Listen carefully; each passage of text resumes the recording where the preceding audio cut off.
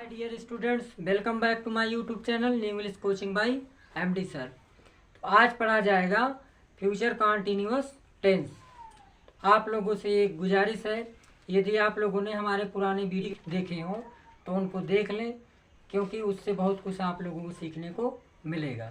So let's start the session without delay any time.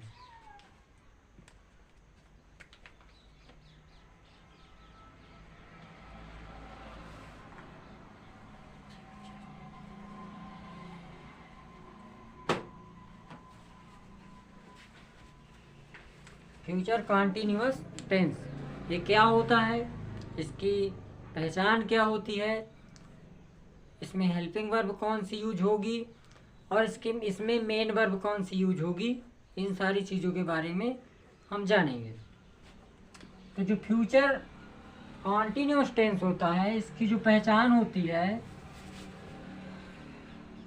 वो होती है जिन हिंदी वाक्यों के अंत में रहा होगा, रही होगी, रहे होंगे या रहेगा, रहेगी, तीसरा, यानी जिन हिंदी वाक्यों के अंत में रहा होगा, रही होगी, रहे होंगे या फिर रहेगा, रहेगी शब्द आए, वो हमारा फ्यूचर कॉन्टिन्यूअस टेंस कहलाएगा। इसकी सहायक क्रिया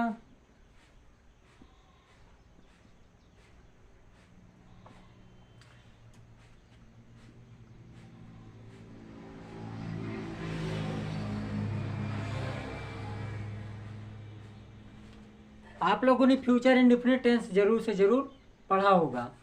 उसकी हेल्पिंग वर्ब शैल या विल होती है। ठीक उसी तरह फ्यूचर कॉन्टिन्यूअस टेंस में शैल या विल के साथ हमको बी का प्रयोग करना है। दैट मीन्स शैल बी या विल भी उसकी हेल्पिंग वर्ब होगी।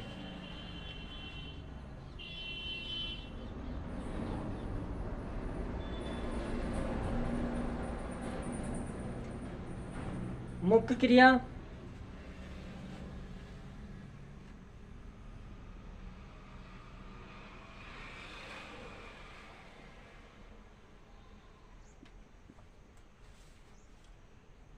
मुख्य क्रिया की फर्स्ट फॉर्म में आईएनजी का प्रयोग किया जाएगा। ये आप लोगों को पता है। यदि फ्यूचर इंडेफिनिट टेंस यदि आप लोगों ने देखा है तो वहाँ सब कुछ बताया गया है कि शैल का प्रयोग किनके साथ करना है और विल का प्रयोग किनके साथ करना है। यदि नहीं देखा है तो उसको कृपया देख लें।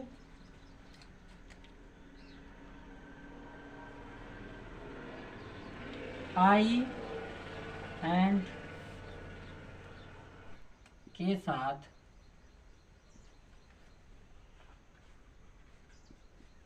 शैल भी का प्रयोग किया जाएगा।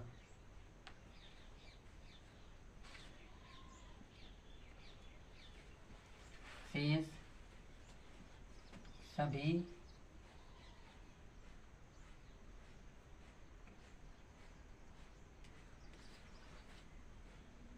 नाउन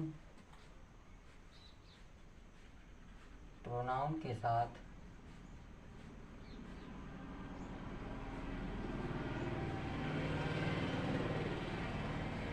विल भी का प्रयोग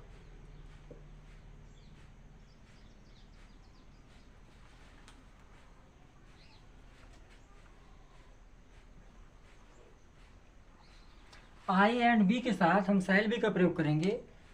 शेष सभी जो नाउन प्रोनाउन होते हैं उनके साथ हम विल बी का प्रयोग करेंगे। हाँ तो भाई, यदि वाक्य हमारा असर्टिव सेंटेंस आ जाए, असर्टिव सेंटेंस में अफर्मेटिव आ जाए, तो हम वाक्य को कैसे ट्रांसलेट करेंगे जानते हैं इसके बारे में। पहला है हमारा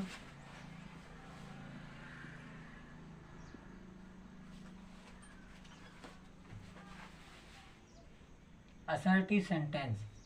असर्टिव सेंटेंस में है अफर्मेटिव सेंटेंस।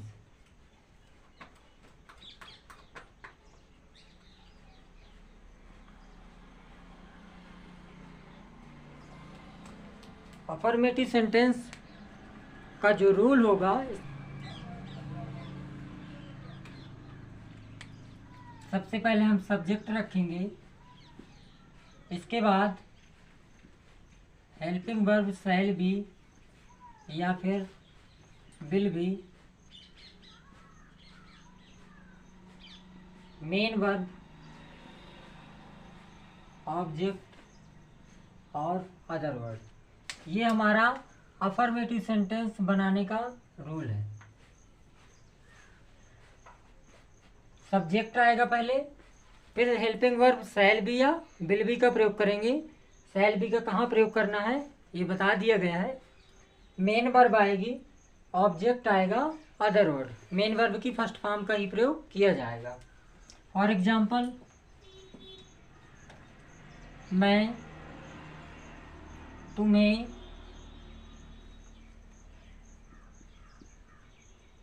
अंग्रेजी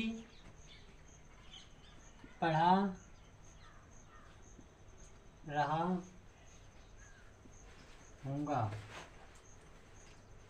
लिखा है मैं तुम्हें अंग्रेजी पढ़ा रहा हूँगा। तो भाई वाक्य में सब्जेक्ट हमारा आई आया है।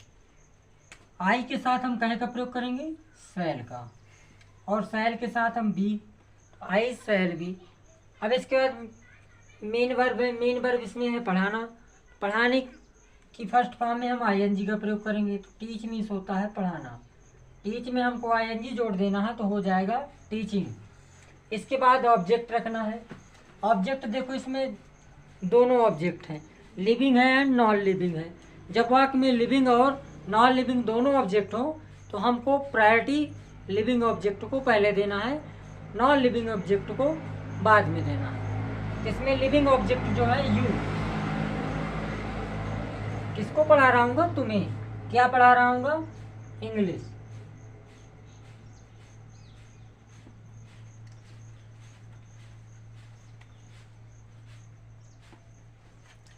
जिसे हम उसे पुस्तक पढ़ा रहे होंगे।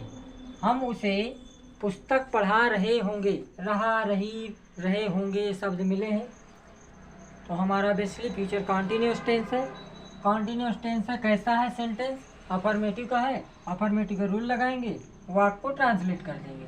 रूल हमारा कहता है पहले सब्जेक्ट लिखो। सब्जेक्ट इसमें कौन है? हम। तो बी मीन्स होता है हम। इसके बाद सहायक क्रिया शैल बी या विल बी का प्रयोग करेंगे। तो आई एंड बी के साथ हम शैल बी का प्रयोग करेंगे। तो be shall be. Main verb इसमें पढ़ाना, टीच की फर्स्ट फॉर्म में आईएनजी का प्रयोग होगा, टीचिंग। क्या पढ़ा रहा हूँगा? पुस्तक। लेकिन किसको पढ़ा रहा हूँगा? उसे। यानी सजीव और निर्जीव दोनों ऑब्जेक्ट है तो पहले हमको सजीव को रखना है हिम, और फिर इसके बाद निर्जीव ऑब्जेक्ट को रख देना है। तो be shall be teaching him a book. हम उसे पुस्तक पढ़ा रहे होंगे। जैसे और एग्जाम्पल देखते हैं, वह है कल इस समय मैदान में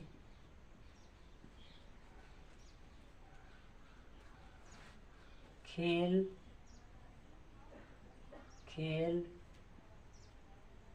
रहा होगा।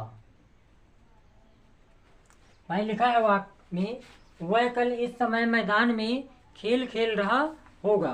तो ऐसे वाक्य को हम कैसे ट्रांसलेट करेंगे? तो हमारा सेंटेंस पहले पहचानना है, टेंस पहचान लेना है, फिर इसके बाद हमको सेंटेंस पहचानना है। टेंस हमको ऑलरेडी पता है कि फ्यूचर कॉन्टिन्यूअस टेंस है। सेंटेंस हमारा अफर्मेटिव है। अफर्मेटिव तो अफर्मेटिव का रूल लगाएंगे, वाक हमारा ट्रांसलेट हो जाएगा, बट रूल हमको पूरा एकदम कंठस्थ होना चाहिए, याद होना चाहिए। देखेंगे ही के साथ हम विल बी का प्रयोग करते हैं। He will be, main verb इसमें है खेल रहा होगा, खेलना, तो प्ले की फर्स्ट फॉर्म में हम आईएनजी का प्रयोग करेंगे तो हो जाएगा प्लेइंग। इसके बाद क्या खेल रहा होगा, गेम खेल रहा होगा, प्लेइंग अ गेम। इसके बाद कहाँ खेल रहा होगा, मैदान में, इन फील्ड। कब खेल रहा होगा, कल इस समय, एट दिस टाइम टुमारो। यदि फ्यूचर टेंस की बात आ जाए और कल शब्द आए तो कल शब्द के लिए हम टुमारो का प्रयोग करेंगे। यदि पास्ट टेंस की बात आ जाए और कल शब्द आ जाए तो उसके लिए हम यस्टरडे का प्रयोग करेंगे।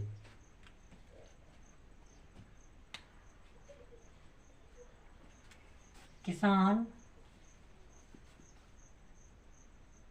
खेत में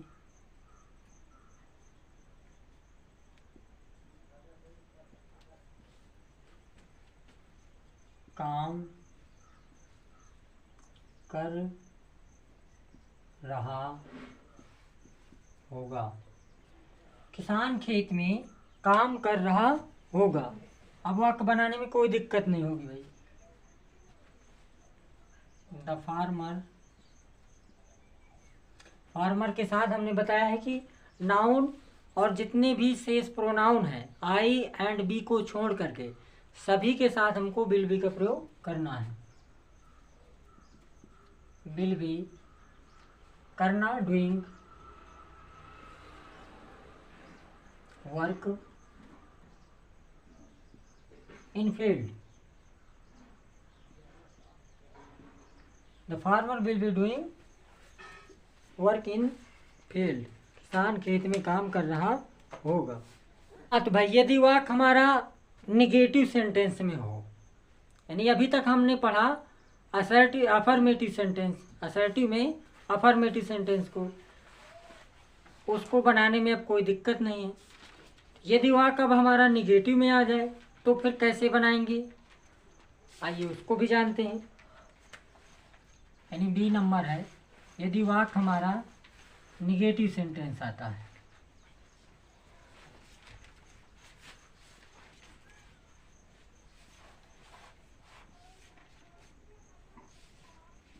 नकारात्मक वाक्य, तो ऐसे वाक्य को हम कैसे ट्रांसलेट करेंगे, इसका रूल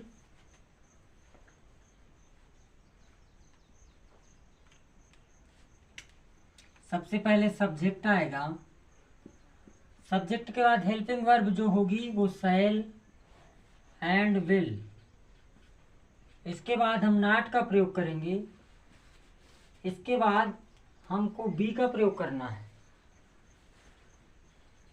मेन वर्ब की फर्स्ट फॉर्म में आईएनजी का प्रयोग होगा। ऑब्जेक्ट रखेंगे और फिर हम अदर वर्ड का प्रयोग कर देंगे। तो ये नियम है। यदि वाक्य निगेटिव आता है तो हम इस नियम को फॉलो करेंगे। सब्जेक्ट शैल या विल, इसके बाद नॉट का प्रयोग होगा। नॉट का प्रयोग करने के बाद हमको तत्पश्चात बी का प्रयोग करना है। बी के बाद मेन वर्ब की फर्स्ट फॉर्म में हम आईएनजी का प्रयोग करेंगे। ऑब्जेक्ट आएगा, ऑब्जेक्ट के बाद हमको अदर वर्ड रख देना है। और एग्जाम्पल से बेहतर समझ में आएगा। जैसे हम कहते हैं राज अपनी पुस्तक नहीं पढ़ रहा होगा।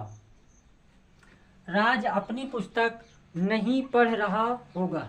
वाक्य को बहुत केयरफुली होकर के हमको रीड करना है। रीड करने के बाद देखना है कि इस वाक्य में हमको ऐसा कौन सा वर्ड मिला है। भाई रीड करते हैं, राज अपनी पुस्तक नहीं पढ़ रहा होगा, इसमें नेगेटिव वर्ड हमको नहीं शब्द मिला है, इसका मतलब ये वाक्य हमारा नेगेटिव सेंटेंस में है। नेगेटिव सेंटेंस में हमको नेगेटिव सेंटेंस का रूल फॉलो करना है। रूल ये है, सब्जेक्ट शैल या विल के बाद हमको नॉट का प्रयोग करना है, इसके बाद बी मेन वर्ब की फर्स्ट फॉर्म में आईएनजी, ऑब्जेक्ट और अदर वर्ड बनाते हैं। सब्जेक्ट इसमें राज है, इसके बाद नाउन यदि कोई आ रहा है तो हम उसके साथ बिल का प्रयोग करेंगे, तो राज बिल। इसके बाद नेगेटिव वर्ड है तो नॉट का प्रयोग कर देंगे, बिल नॉट। इसके बाद बी मेन वर्ब इसमें पढ़ना है, तो रीड मीन्स पढ़ना, रीड की फर्स्ट फॉर्म में आईएनजी, रीडिंग। क्या नहीं पढ़ रहा है? अपनी पुस्तक नहीं पढ़ रहा है, तो भाई his book. Raj will not be reading his book.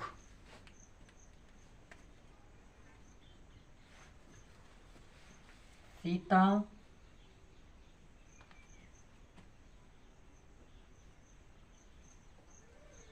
प्रतिदिन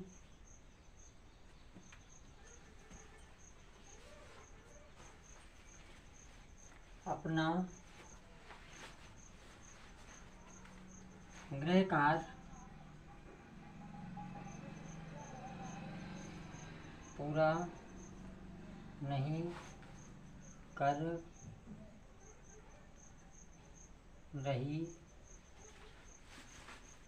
होगी। लिखा है सीता प्रतिदिन अपना गृह कार्य पूरा नहीं कर रही होगी, तो भाई सीता विल नॉट, इसके बाद बी का प्रयोग होगा।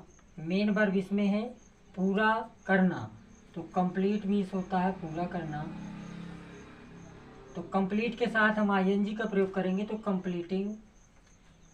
इसके बाद क्या नहीं पूरा कर रही होगी? अपना गृह कार्य, तो सीता का भाई पजेसिव प्रोनाउन होगा हर, होमवर्क।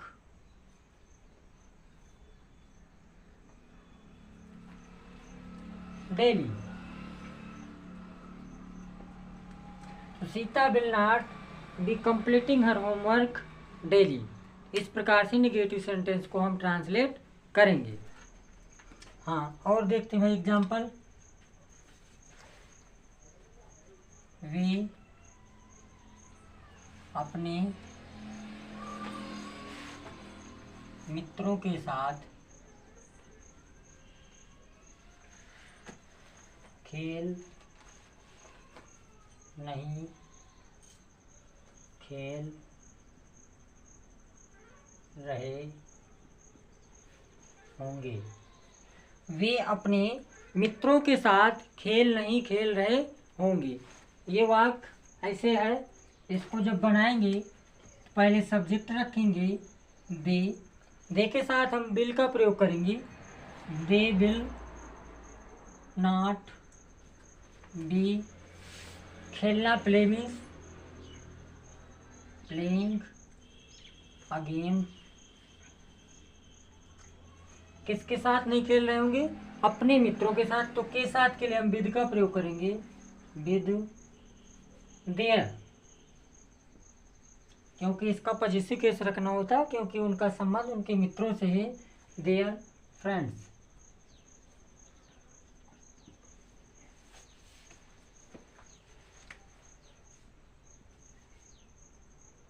तुम अपने मित्रों के साथ स्कूल नहीं जा रहे होगे। तुम अपने मित्रों के साथ स्कूल नहीं जा रहे होगे, तो भाई बहुत आसान है, यू आएगा, यू के साथ हम विल का प्रयोग करेंगे। निगेटिव वर्ड है तो नॉट, इसके बाद हमको बी का प्रयोग करना है। मेन वर्ब है जाना, तो गो मीन्स जाना होता है, गो की फर्स्ट फॉर्म में आईएनजी का प्रयोग होगा, गोइंग हो जाएगा। टू स्कूल अपने मित्रों के साथ के लिए हम विधि का प्रयोग करना है। अब तुम्हारा संबंध तुम्हारे मित्रों से है कि यू का संबंध कारक योर होगा friend.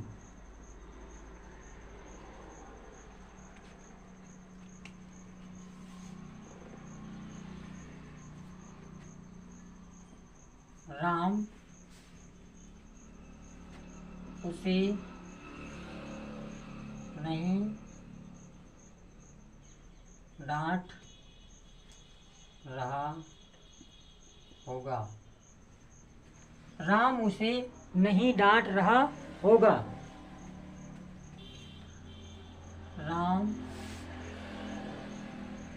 Will not be, scold means डांटना, ये मेन वर्ब है। स्कोल्डिंग हिम, राम उसे नहीं डांट रहा होगा। Ram will not be scolding him. हाँ तो भाई यदि वाक्य हमारा अब इंट्रागेटिव आ जाए, किसमें? इंट्रागेटिव में आ जाए, तो हम वाक्य को कैसे ट्रांसलेट करेंगे, थोड़ी उसके बारे में भी देखते हैं।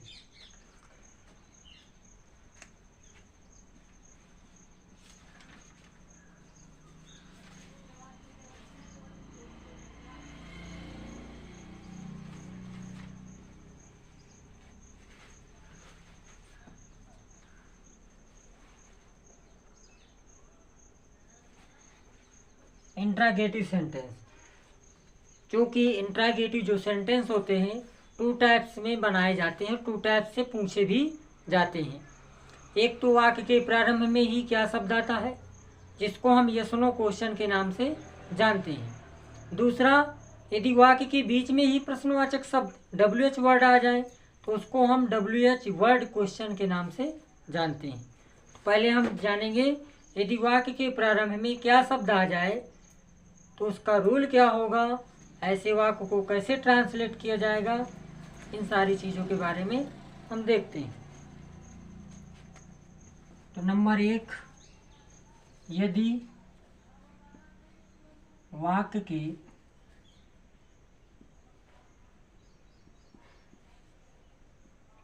प्रारंभ में क्या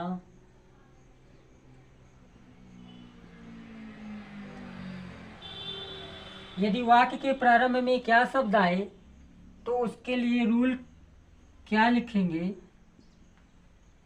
सबसे पहले सहायक क्रिया आएगी, सहायक क्रिया में शैल या हम विल का प्रयोग करेंगे। इसके बाद सब्जेक्ट रखा जाएगा। यदि वाक्य हमारा निगेटिव है तो नॉट का प्रयोग करेंगे, अदरवाइज हम सब्जेक्ट के बाद बी का प्रयोग कर देंगे। इसके बाद मेन वर्ब, वही नियम, मेन वर्ब की फर्स्ट फॉर्म में ING का प्रयोग होगा। ऑब्जेक्ट और अदर वर्ड का प्रयोग करने के बाद हमको क्वेश्चन मार्क जरूर लगाना है, यानी शैल या विल सब्जेक्ट। इसके बाद यदि वाक्य में नॉट है तो नॉट का प्रयोग करेंगे। इसके बाद हम बी का प्रयोग करेंगे। मेन वर्ब, ऑब्जेक्ट और अदर वर्ड के बाद हमको लास्ट में क्वेश्चन मार्क जरूर से जरूर मेंशन करना है। फॉर एग्जाम्पल, क्या बच्चा अभी सो रहा होगा। हाँ भाई, वाक्य है क्या बच्चा अभी सो रहा होगा। इस वाक्य में हमको ये पता चला कि वाक्य के प्रारंभ में ही क्या शब्द मिला हुआ है। तो यदि क्या शब्द मिला है तो हम अभी नियम लिखवाए हैं। पहले हेल्पिंग वर्ब आएगी, हेल्पिंग वर्ब किसको रखेंगे, शैल या विल को। चलो रखते हैं भाई, लेकिन शैल या विल को रखने से पहले हमको ये जान लेना है कि सब्जेक्ट कहीं आई और बी तो नहीं है। यदि आई और बी नहीं है तो हम विल का प्रयोग करेंगे, यदि आई एंड बी है तो हम शैल का प्रयोग करेंगे। तो भाई बच्चा है सब्जेक्ट, बच्चा है तो हम विल का ही प्रयोग करेंगे। Will the child. ये देखना है वाक्य में नॉट तो नेगेटिव वर्ड तो नहीं है, नहीं है तो सीधे हम बी का प्रयोग कर देंगे। इसके बाद मेन वर्ब इसमें क्या है, सोना। स्लीप मीन्स होता है सोना, स्लीप मीन्स सोना। स्लीप की फर्स्ट फॉर्म में आईएनजी हो जाएगा, तो will the child B sleeping now, अभी का मतलब नाउ, और क्वेश्चन मार्क लगा देंगे।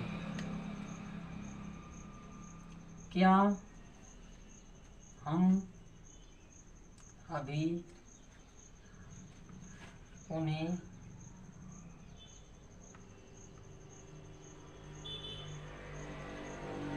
अंग्रेजी पढ़ा रहे होंगे? क्या हम अभी उन्हें अंग्रेजी पढ़ा रहे होंगे? तो भाई इसमें देखना सब्जेक्ट बी आया है, जब बी आया है तो हमको किसका प्रयोग करना है, शैल का।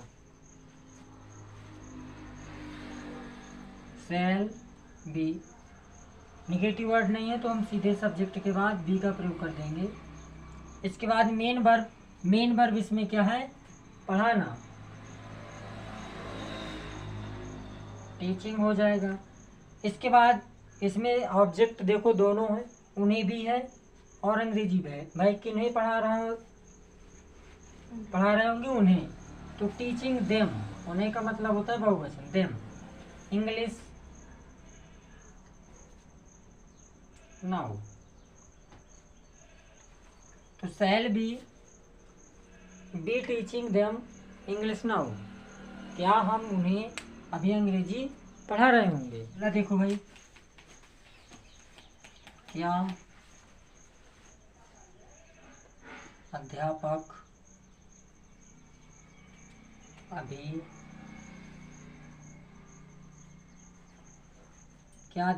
कल इतिहास नहीं पढ़ा रहे होंगे? लिखा है क्या अध्यापक कल इतिहास नहीं पढ़ा रहे होंगे। बहुत आसान भाई, विल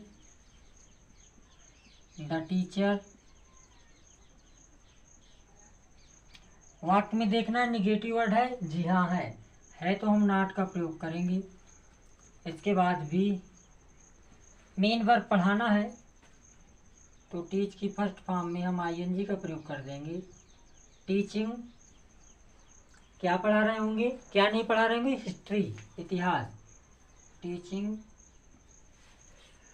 हिस्ट्री टुमारो।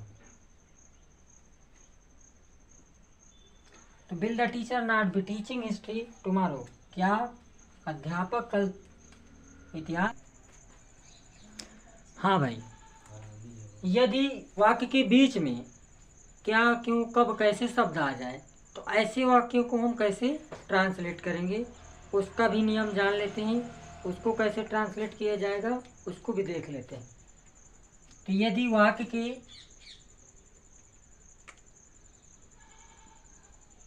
बीच में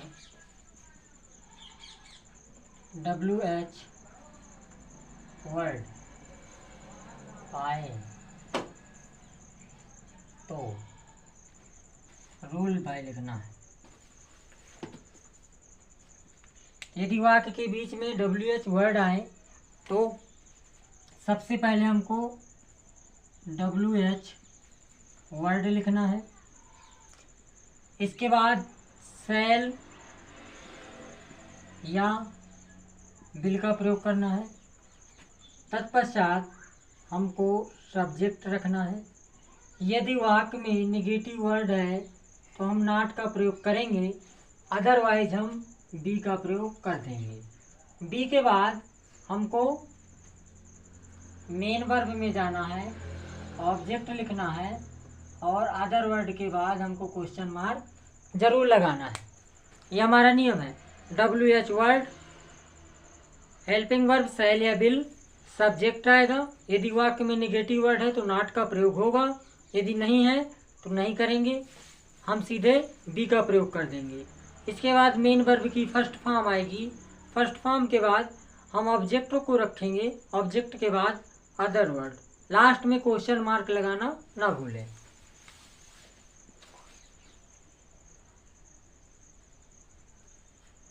और एग्जाम्पल देखते हैं।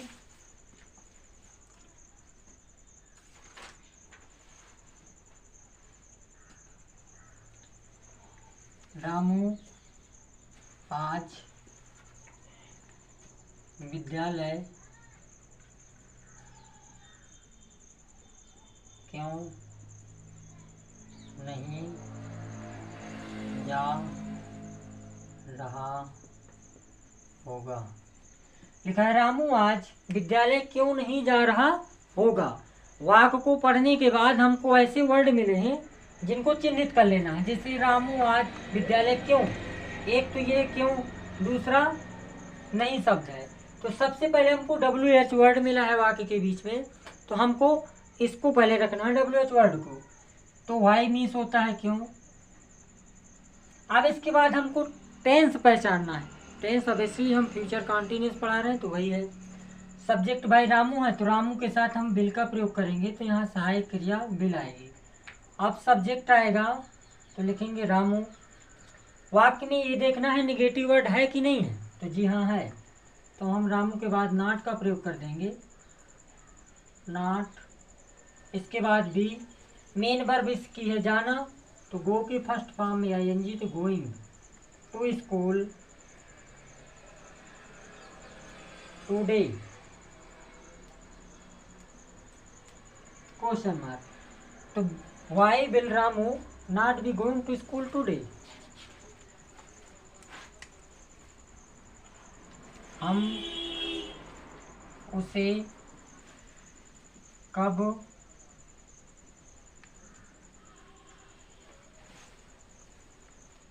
पुस्तक पढ़ा रहे होंगे। हम उसे कब पुस्तक पढ़ा रहे होंगे। भाई कब शब्द आया है तो पहले व्हेन को रख दो, सबसे पहले तो हमको व्हेन को रखना है। इसके बाद हमको सब्जेक्ट देखना है कि सब्जेक्ट इसमें कौन है। तो सब्जेक्ट इसमें बी है, बी के साथ हम विल का सैल का प्रयोग करते हैं, तो हेन सैल। इसके बाद सब्जेक्ट आएगा बी। देखना है वाक्य में निगेटिव वर्ड है या नहीं है। नहीं है तो कोई दिक्कत नहीं है, हम सीधे बी का प्रयोग कर देंगे, ये वाला भी। इसके बाद अब हमको ऑब्जेक्ट रखना है। ऑब्जेक्ट भाई इसमें दोनों है, एक तो उसे है, दूसरा पुस्तक है, तो हम पहले उसे को रखेंगे, हिम a book, तो him shell be teaching him a book, और लास्ट में क्वेश्चन मार्क लगा देंगे। एग्जाम्पल, कल तुम्हें कौन बुला रहा होगा। कल तुम्हें कौन बुला रहा होगा। देखो ऐसे वाक्यों में जो कौन शब्द है ये हमारा WH वर्ड का भी काम कर रहा है और सब्जेक्ट का भी साथ साथ काम कर रहा है। तो हम क्या लिखेंगे भाई, हु। इसके बाद सहायक क्रिया विल। इसके बाद बी, कॉलिंग यू टुमारो।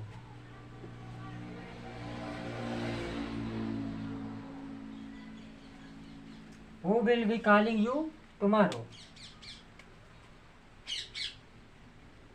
मैं उसे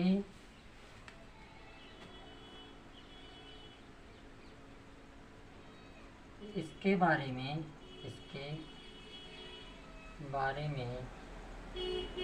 कैसे बता रहा हूँगा। मैं उसे इसके बारे में कैसे बता रहा हूँगा। तो भाई कैसे के लिए हाउ का प्रयोग करेंगे, आई के साथ शैल का प्रयोग होता है, आई आएगा। इसके बाद निगेटिव वर्ड नहीं है तो सीधे वी डाल देंगे। मेन वर्ब है बताना, टेल मीन्स बताना, तो टेलिंग हिम, इसके बारे में।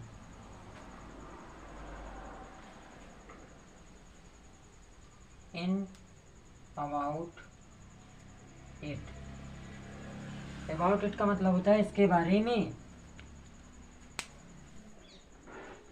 हाँ, तो आज के लिए क्लास इतनी ही है। पढ़ते रहिए, मुस्कुराते रहिए। Thank you so much, take care.